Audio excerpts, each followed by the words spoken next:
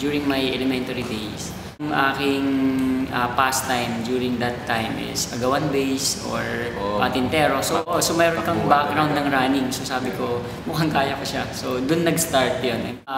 Parang naisip ko na gawing stepping stone yung running para makatapos ako ng pag-aaral. Kasi during that time, parang hindi pa 100% sure kung makakatapos ka ng college or something. So dun talaga nagsimula yan. Yung main goal and main objective namin for next year is to sustain running in the Philippines and at the same time make it bigger by inspiring other people to have a healthy lifestyle.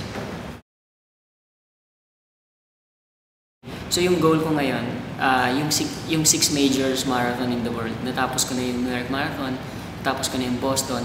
So yung mga next goals na is London Marathon, Berlin Marathon. So for next year, meron na akong mga races na sasalihan. Ito yung Tokyo Marathon, February 26, Paris Marathon, April 15, and September, 2nd or 3rd week ng September, yung Marathon de Meduc naman.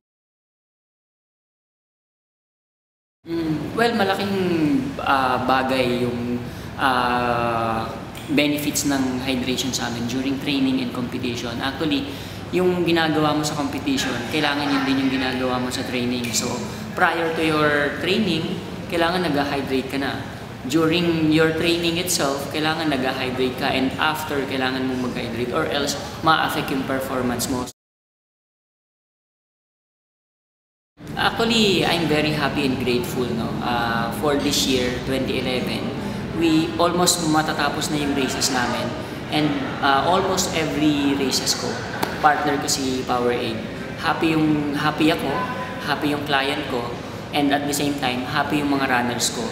And for our 2012 na program namin or project, almost magsasign na kami ng contract, kaya kampante na ako doon sa lahat ng races ko na i-organize. Yung mga participants, mabibigay ko sa kanila yung pinaka-basic na needs nila. Siyempre, kailangan, lalo na dito sa Pilipinas, mainit eh. So, talagang number 1 sa listahan ko, yung hydration. And talagang nire-request ng mga tao, kahit 5K or 3K lang yung pinakamababang tatakboy nila, nagre-request sila ng Powerade.